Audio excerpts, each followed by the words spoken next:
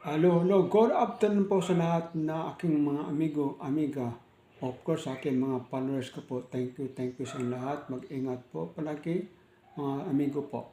So ngayon po ating pakinggan po balita tungkol po sa pagsasalita ng dating tumakbo ng Pasay City ng bilang isang mayor ng Pasay City po na mayroon siyang ng pagsalita tungkol po sa nangyari nating presidente po.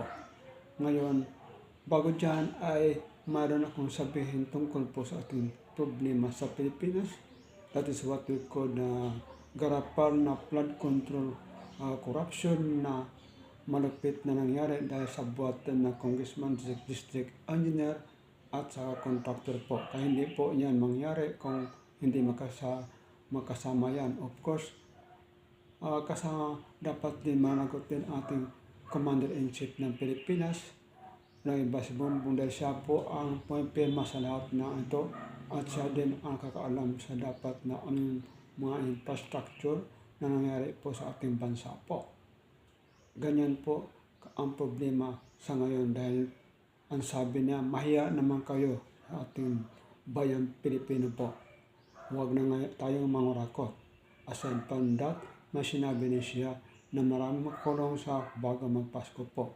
Sa ngayon, wala pa yata akong narinig na nakulong talaga.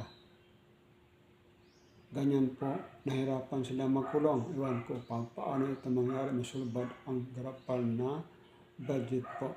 Kaya ginawang gatasan ang dating taon na gatasan ang what we call DPWS sa dating laki ng budget, 1.1 trillion po, in 2025 po, ganyan po kadaming pira sa budget po sa DPWS po.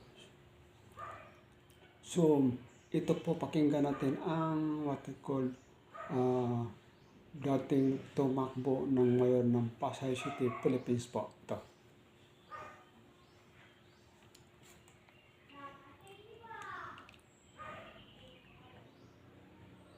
Maiayos ang ating bansa. Paano natin tutulungan ang mamamayang Pilipino? Sobrang hirap na ang bansang Pilipinas. Lalo na pag pupunta ka ng Mindanao, Visayas, yung mga nasa bundok, nakakaawa po. Walang hanap buhay, walang makain. Sana sir, masarap ang inyong buhay. Sana po maramdaman din po ng sambayan ng Pilipino. Kayo po ay binoto ng taong bayan, ng sambayan ng Pilipino. At kami umaasa sa inyo na gagampanan nyo ang inyong obligasyon bilang ama ng ating bansa. Sana po, magkaroon na tayo ng kapayapaan. Magsama-sama tayo, tulong-tulong tayo mga Pilipino para sa ikaunlad ng ating bansa. Tigilan na natin ang pagpupolitika. Walang mararating na maganda. Sa mga senador, sa mga congressman, tama na po ang pangungurakot. Ibigay nyo na po sa taong bayan ng mga proyekto at programa. Mayaman na kayo, hindi nyo na kailangan pa ang yaman ng bansa. I-project nyo na po yan. Kaawa-awa ang ating bansa. Tulungan nyo. Magtulong-tulong tayo, magsama-sama tayo sa magandang intensyon at interest ng mga tao sa ating bansa, ang ating kapwa Pilipino. Dahil naniniwala ako, pagbaliktad-baliktarin natin ang mundong ito, tayo lang mga Pilipino ang maaaring magkaisa at magtulong-tulong. Ang Pilipino ay para sa Pilipino. Walang tutulong sa Pilipino kundi tayong kapwa Pilipino. Sa inyo po, kami nananawagan. Pinuulit ko po, pauwiin nyo na po si Tatay Digong para mas maganda po, mas maging mapayapa ang bansang Pilipinas. Kapag nagkakamali po kayo sa ginawa niyo. Maraming nagmamahal kay Tatay Digong. Matanda na po yan. Senior citizen na po si Tatay. Hayaan niyo sa Pilipinas siya. Kaya ipapantay ang kanyang mga mata at ipipikit niya ang kanyang mga mata na naandito siya sa kanyang bansang minahal at kanyang bansang pinaglikuran. Mr. President, Sir, pakiusap po, ibalik niyo na po si Tatay Digong. Marami pong salamat. Eh bilang isang Pilipino, Yorme, ano naman ang mensahe nyo doon sa mga kababayan natin na nagsasabi na iuwi na si Tatay Digong na ako o hayaan na lang na makulong na habang buhay doon sa dahilan? Mensahe nyo po sa mga...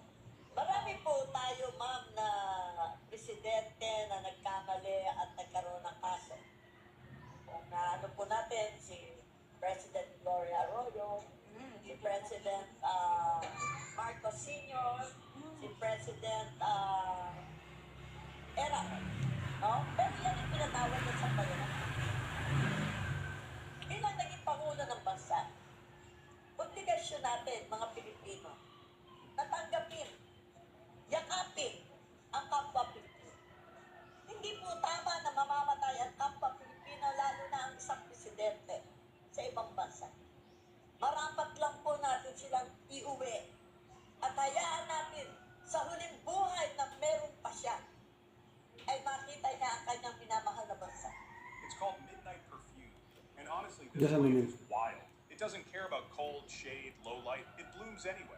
Full-on waterfall. Kailangan po lagi tayo marunong tumanggap ng ating mga pagkakamali. Yan lang po naman yan eh. Tanggalin na natin ang pamumulitika ninyo. Nakuha nyo na ang gusto nyo. Trillions of pesos. Nagawa nyo na yan. Sana naman po this time gumawa naman kayo ng tama. Hindi para sa sarili nyo, kundi para sa bansa natin. Sa mga nagmamahal kay Tatay Digong, hayaan ninyo ang huling buhay ni Tatay Digong. Yan po ang nagsasalita yung dating tumakbo ng mayor ng Pasay City po. So again, salamat sa inyo lahat. Take care everyone. Sana ay nagustuhan niyo ang aking pobreng vlogger po, jvlog.tv po. So sana ay mag-share kayo, don't forget mag-like, mag-share para at least yung mga hindi pa nakita, mapanood sa aking mga gawang pobreng vlogger po ay malayan po sa ating mga amiga po. So again, thank you sa inyo lahat. Thank you sa inyo lahat. Mag-ingat, take care everyone po. Bye-bye, God bless everybody.